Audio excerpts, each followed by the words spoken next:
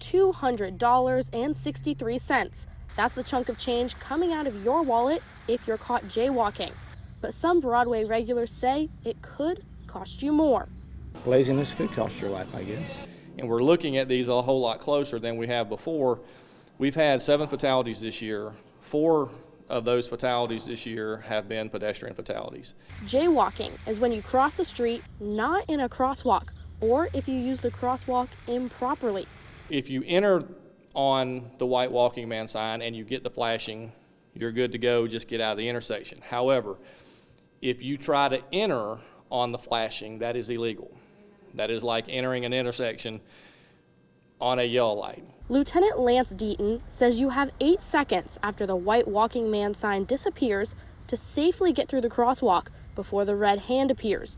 The Columbus Police Department is increasing patrol throughout Columbus to try to reduce the number of pedestrian deaths. People are walking around on their phones, checking their emails, doing whatever, and they're not paying attention, and they're just kind of walking up and walking through, not even looking. Or they're walking up, they're looking at the light, maybe looking at the vehicle, and then going through. Well, what happens if you get halfway through and the light turns green? And a lot of our cities are not designed for walking and cycling, for that matter. So if we make a better city that's designed more for walking and cycling, we can cut down on those fatalities.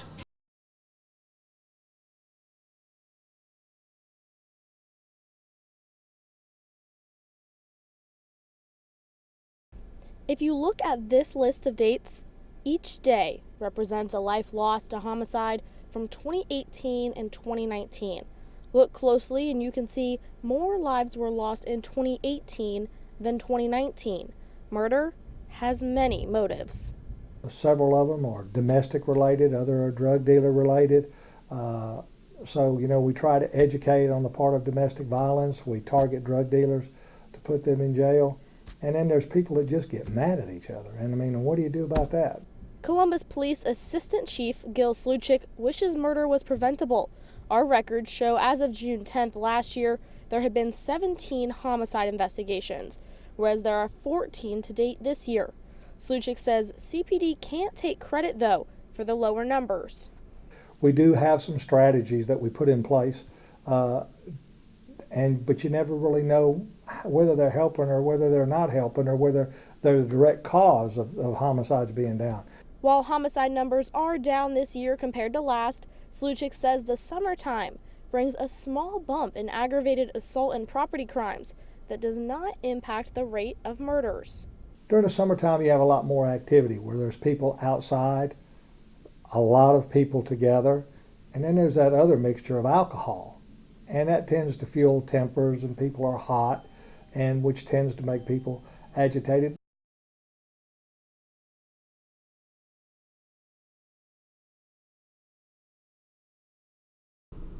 Beth Price moved into this Ellerslie home 9 years ago. She and her family hunkered down in the bathtub as a tornado's path ran straight through their neighborhood on March 3rd. The Red Cross had flagged our house as one that qualified for disaster assistance. Volunteers helped bring debris to the curb, where officials told Price it would be picked up. However, 3 months later, this pile still stands on her lawn.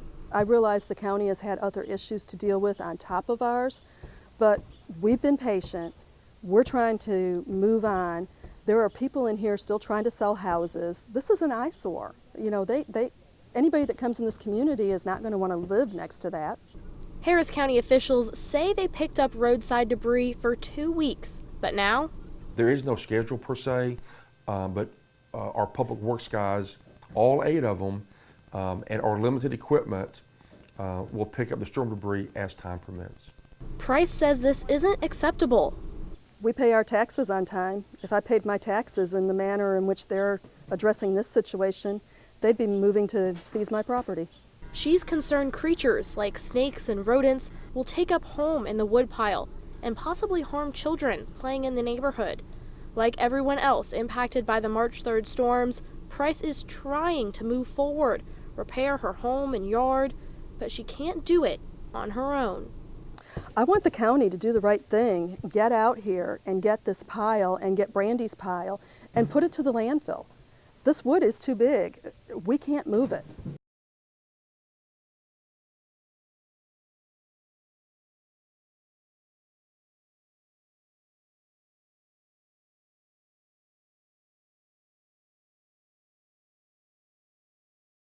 Bianca Bouldin, a mother, a daughter, a best friend.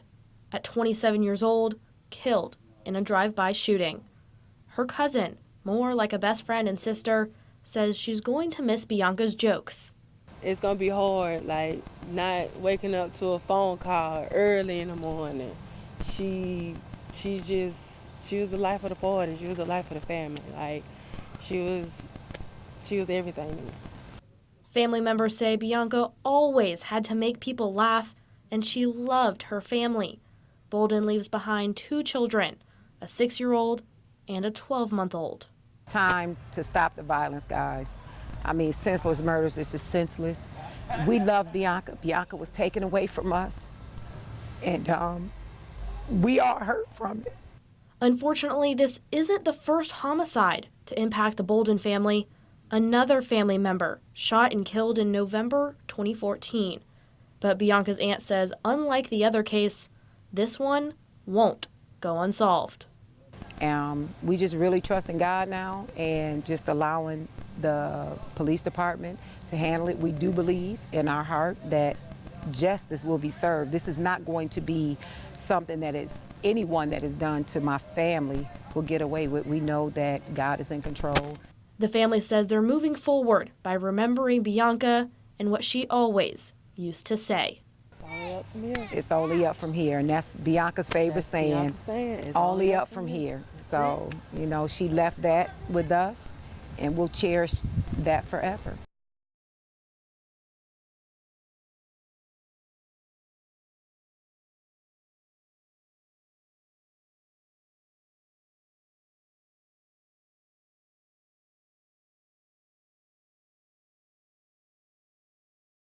An Olympic athlete turned actor. Shea Buckner has worked on films with Hollywood greats like John Travolta and Sylvester Stallone.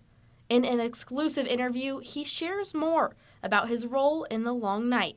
There's an incident that occurs with my brother and I, and we have to go seek help. We need help, and we end up intersecting with Chad Michael Murray and Bruce's character at a farm, you know, in the middle of nowhere, and it kind of documents what happens that night, what transpires for the rest of the long night. Buckner says the movie's title is fitting for their shooting schedule. When you're shooting The Long Night, unfortunately we have long nights because we gotta get the movie. 12-hour days overnight cannot be easy. Besides Max Fitness, there's probably only a few places you could spot the actor in town. Hooters, Olive Garden, Walmart. Yeah, I don't have much time, so the coffee bar in the hotel lobby I've spent a lot of time at. I haven't had much time. His favorite part of working on both television and film is meeting new people. He's honored to work with such big names as Chad Michael Murray and Bruce Willis on this project. I was like throwing fake knees at Bruce Willis, and it was like, holy cow, I'm doing stunts with Bruce Willis. I'm wrestling Bruce Willis around a kitchen right now. Like, it was, it's very cool. It's a pinch yourself type moment, you know. We're told filming could wrap as early as next week.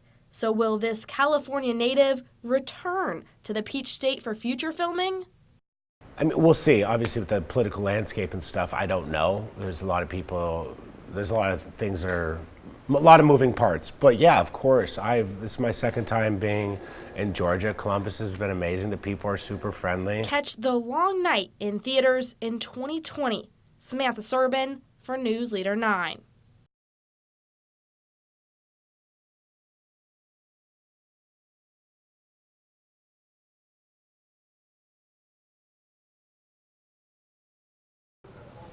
John McCullen was just a young boy when his father took him out to shoot a sapling. And he brought me over to it, and he let me shoot this shotgun and hit that sapling. And of course it cut it in half and it fell down. And he said, the bottom line is these firearms will do the exact same thing to you. Now McCullen is the owner of Shooters of Columbus. He says it was that lesson that showed him just how dangerous firearms can be. When the bullet leaves the barrel, it is way too late to call. You can't call it back.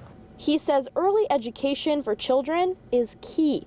Kids are curious in nature, he says. They will snoop around homes and find hidden guns. It's about stop, don't touch it, go tell an adult. If you hide them, it's like a Christmas gift. You know, some kids may be curious that are not exposed to guns very often, and they'll go in there and they'll find those guns. So I always say secure the guns. McCullen says some people think hiding a gun is enough in terms of safety, but really securing your firearm is the best way to keep your children and others safe.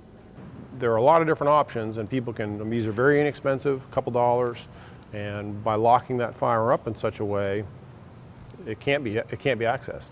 If you're worried a lock will prevent you from protecting yourself in a dangerous situation, McCullen says there are locks that can open as easily as laying your fingers on a scanner.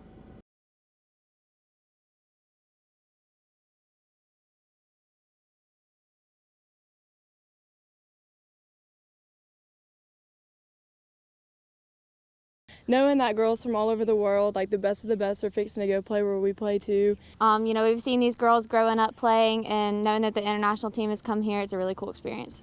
Raylee and Mary Beth play softball for Northside High School. They've competed at South Commons several times. Well, when you get to the state championship, you ought to be on the nicest fields in the state of Georgia.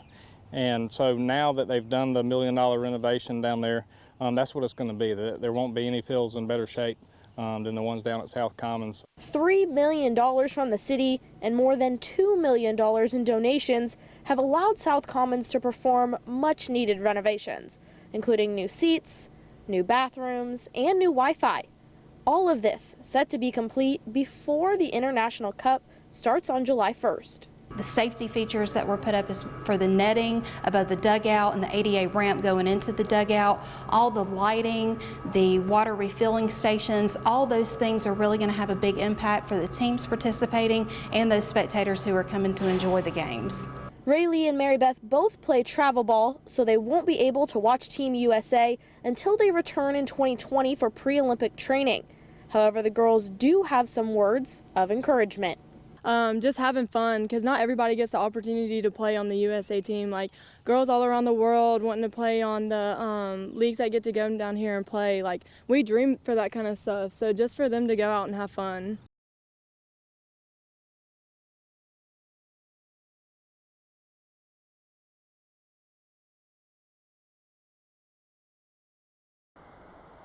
The intersection where Central Church Road meets Manchester Expressway is causing Harris County drivers concern. Franklin Henderson lives just about 1 mile away and has to travel through the intersection every time he leaves home. He says the unmowed grass could cause a major accident. It blocked the view, the traffic that coming up the hill from Ellerslie, where it's very hard to see. Just so you can get a real gauge of how tall this grass is, I am 5 foot 2 inches tall. This piece of grass right here is taller than I am. Henderson says the unkept areas cause particular concern for unexperienced drivers like his daughter, who just got her license and hasn't practiced enough to know what to do should a dangerous situation arise on the road. Prevention. Cut the grass before an accident. You have one cross there in the intersection at the Central Church on Manchester, and I do not want to see cross number 2.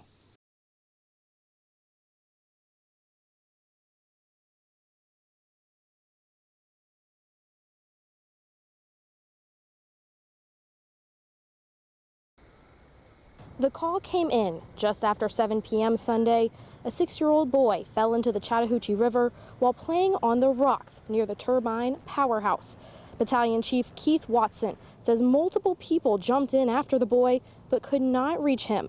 Several agencies spent hours searching the river Sunday night and continued their mission Monday. About 9 boats, 2 jet skis. We got 2 helicopters going back and forth. Family members of the boy, whose name is not being released, are sitting along the Riverwalk, hoping and praying their loved one is found. Officials say the boy was not wearing a personal flotation device when playing on the rocks. You don't play football without a helmet. You're not supposed to drive without a seatbelt. So these are all things that when you're on and near moving water, you need to wear a PFD. The boy's grandfather is not ready to go on camera yet, but says he is going to make it his mission to make the river safer, especially the island where his grandson fell into the water near the Wave Runner Rapid. Officials from several agencies will continue to search until they can no longer see into the water. We're just going to continue our efforts. We're going to be diving in different spots. We got the helicopters, above showing us possibility places we can dive to, and then we'll be looking and I don't know till at least dark.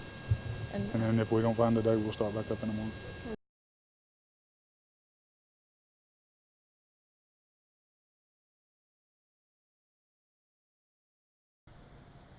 After more than 36 hours of agony, the family of 6-year-old Jeremiah Henderson can begin their grieving process. Officials recovered Jeremiah's body from the Chattahoochee River Tuesday morning. Starting Sunday night, teams of boaters, divers, and helicopter crews searched the river. Where the child fell in and where we found him is 10 miles. So that's a lot of water to cover. But it was more than just first responders who came out to help. Got a few trays of barbecue and we took it to the family. We took some waters, some ice. Brianna Stoner says when she heard what happened, she and other Army wives thought saying thoughts and prayers on social media wasn't enough. They wanted to help firsthand. And I know it's not much. Obviously, it can't replace the life of a child. Jeremiah's family isn't ready to speak publicly, but say they are thankful for everything the community has done for them, including paying for hotel rooms for family members who traveled to Columbus.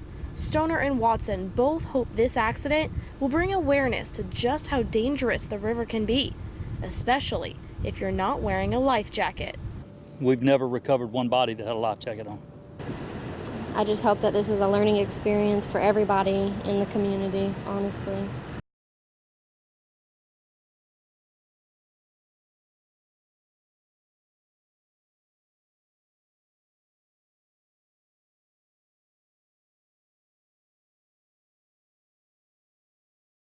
But I'm staying here today because I know my baby would say thank you.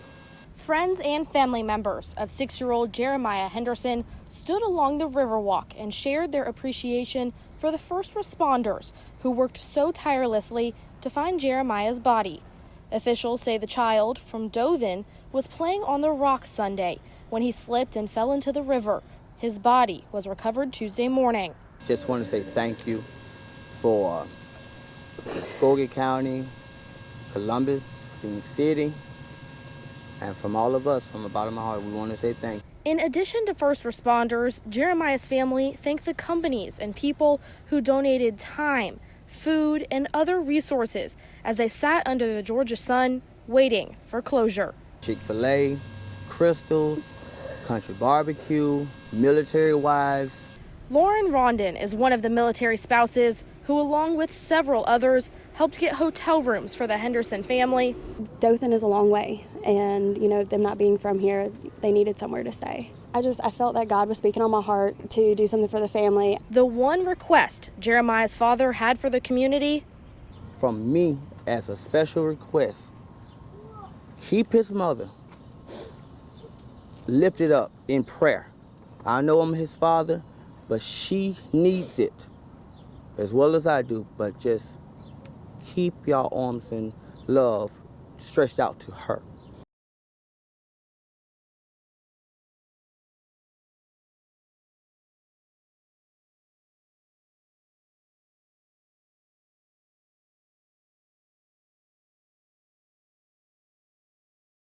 "30-year-old Deon Carter was well known in his community and a good friend to first responders. Officials say Carter was shot in the leg while going to pick up his mail in August 2016. He died 11 days later. Now, one of 5 suspects is facing trial, and his attorney, Jennifer Curry, says the gunshot wound was not the cause of death. And he was in fact a bruise. And that he did in fact have a blood clot. Curry is representing Tyquez Davis, the only defendant who did not plead guilty to any of the charges in this case. In opening statements, Assistant District Attorney George Liscombe laid out a timeline of events from the indictment, including multiple burglaries and the aggravated assault turned murder of Carter.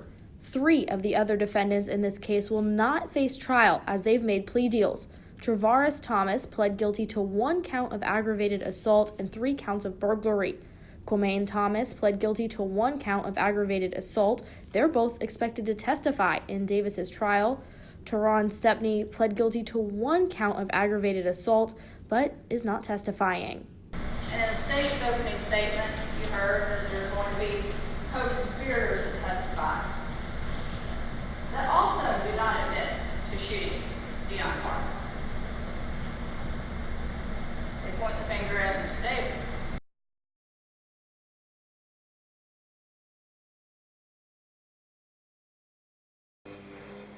If you've ever walked around Moon Lake prior to this week, you probably noticed lots of geese walking or swimming too.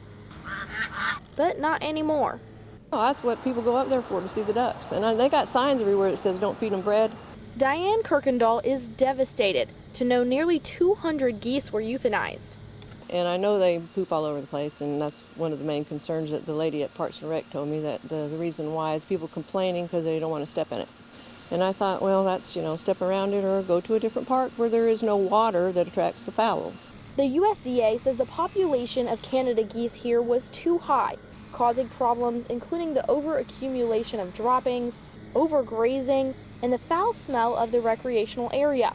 But the department only got involved because of a local request for help. We were getting a lot of complaints about people trying to use the park and having to walk through goose feces to do it, and children playing out there. And like I said, it becomes a health hazard. You have to take action. The USDA says relocation is not an option because of the bird's migratory nature. Kirkendall wishes there was another solution besides euthanization. The Canadian geese mate for life, and when one of them dies, the other one goes off and mourns it.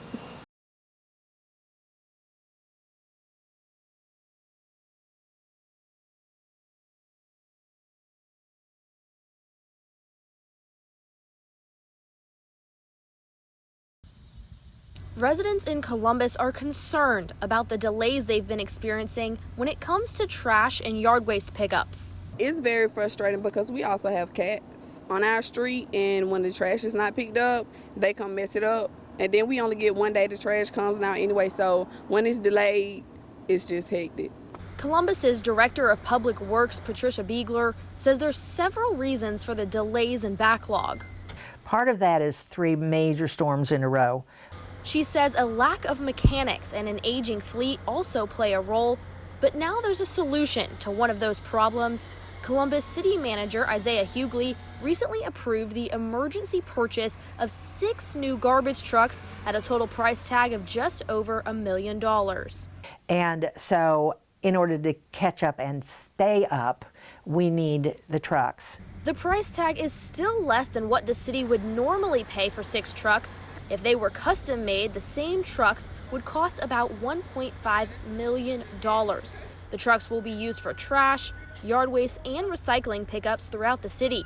Biegler says with the new trucks, plus extended hours and 2 additional work days per week, they're hoping to catch up by August 10th. Jakaisha Jackson is happy the new trucks won't cost her any additional tax dollars, but she says she's still skeptical. So if it really helps, then I'll be happy, but if it doesn't help, then... Hanging out on the Riverwalk, reading, fishing, or playing in the water is fun until someone gets hurt.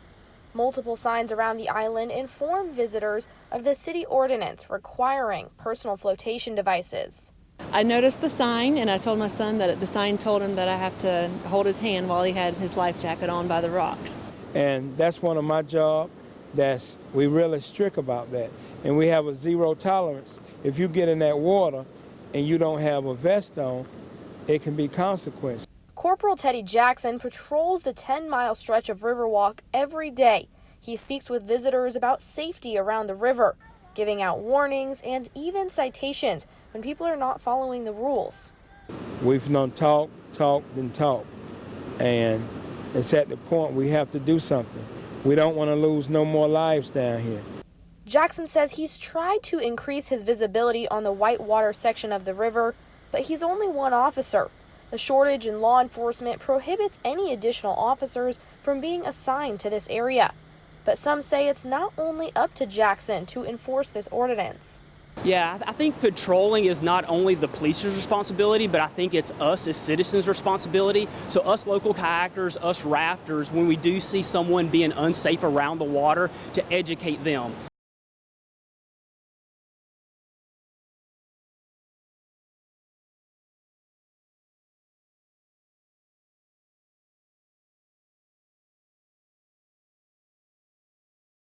Yes, I am going to vote yes on the 2020 ballot. I think we should knock it back down to 7. Mixed responses are circulating around the community in regards to a new sales tax expected to be on the November 2020 ballot. A special purpose local option sales tax, or SPLOST, can only be used for construction or purchasing capital items, according to Columbus Mayor Skip Henderson.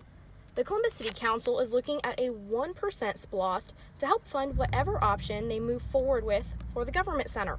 I think Columbus is a growing community, and I work with a lot of people that come from out of town, and it's kind of embarrassing when they say they have to go there. So from that standpoint, I feel like we need to do something, and if SPLOST is the way that we have to do that, I would vote for that. I'm not willing to put my tax money on that 100%. Currently, 1 penny of our sales tax goes to the Muskogee County School District for their infrastructure needs. Henderson says if the public votes yes in 2020, this new SPLOST would not begin until the education sales tax ends, meaning if approved, the local sales tax would stay at 8% when one tax slides in and the other slides out. Personally, I think it would be a good thing. Right now, it sounds like we're already paying that tax. It's all about where you're putting your funds to help the community and grow the community over years and years to come.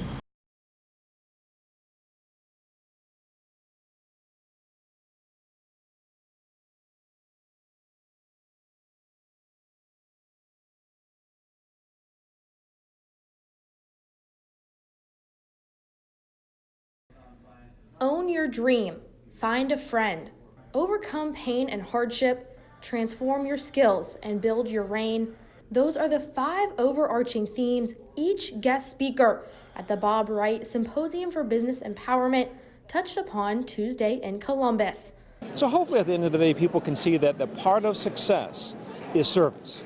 The sold-out audience included some recognized names like Drew Ferguson, Calvin Smyrie, Sanford Bishop, Skip Henderson, Michael Bellamy, Mimi Woodson, and David Lewis, just to name a few. Ticket sales for the event go right back into our local community, funding a scholarship awarded to an Auburn student. It exposes a lot of people to things and people that they wouldn't normally be exposed to. I think it helps to bring sight to Columbus because it is a good place to be. This is exactly what Columbus has needed for a long time. Each speaker offers some type of, some nuggets of information that everybody should want to hear. Tuesday's headline guests included 8-time Mr. Olympia Lee Haney, along with former NFL players Warrick Dunn and Michael Strahan. They shared their backgrounds and paths to success, as well as answered questions from attendees.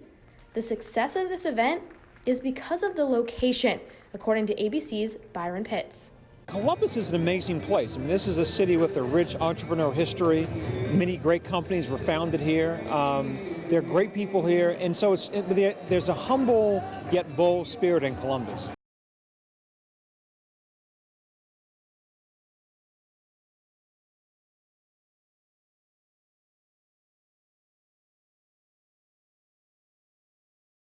I am offended, I'm angry. Part of me wants to say, how dare they dishonor our community? How dare they dishonor Columbus by trying to divide us? Rabbi Beth Schwartz is addressing these anti-Semitic flyers posted on Temple Israel's building on Wildwood Avenue Tuesday morning.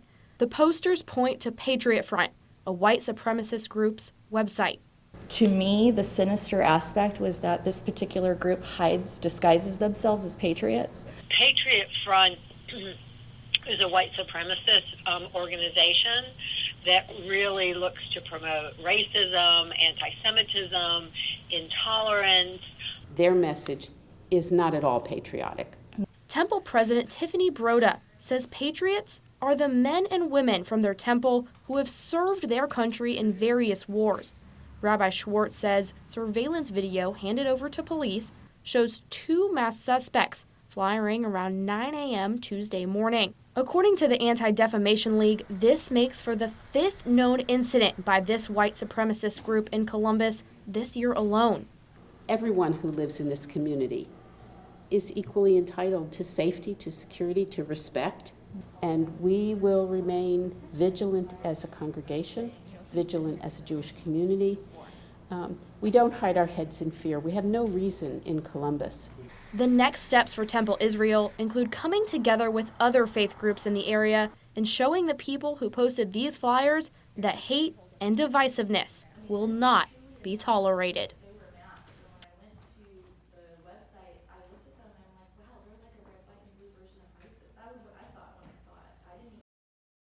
The halls of Westview Elementary School in Phoenix City are waiting for students to return to the classrooms. Banners are up, teachers are painting, and schedules are made. While you're preparing your children for school, teachers are preparing too.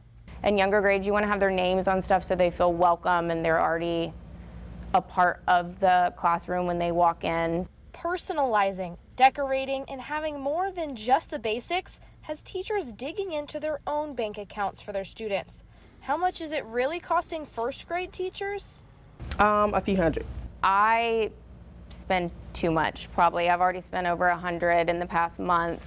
According to Lindsay Johnston, in addition to their yearly salary, teachers in Alabama will get $600 from the state this year to help pay for school supplies. However, that money doesn't come in until October, well after the start of the school year. But do these teachers hesitate to spend their own money? Maybe for a second, but then when you see them enjoying what you've bought, absolutely not. Both teachers say wish list items like soap, hand sanitizer, tissues, and paper towels are not required school supplies in Phoenix City. They buy some to start the year, but as far as year-round cleaning supplies goes, donations are welcome because we have to really just purchase out of pocket. 99% of teachers out there spend way more on your children, and it's coming out of their own pocket. And we do it because we love your children and we want them to have the best.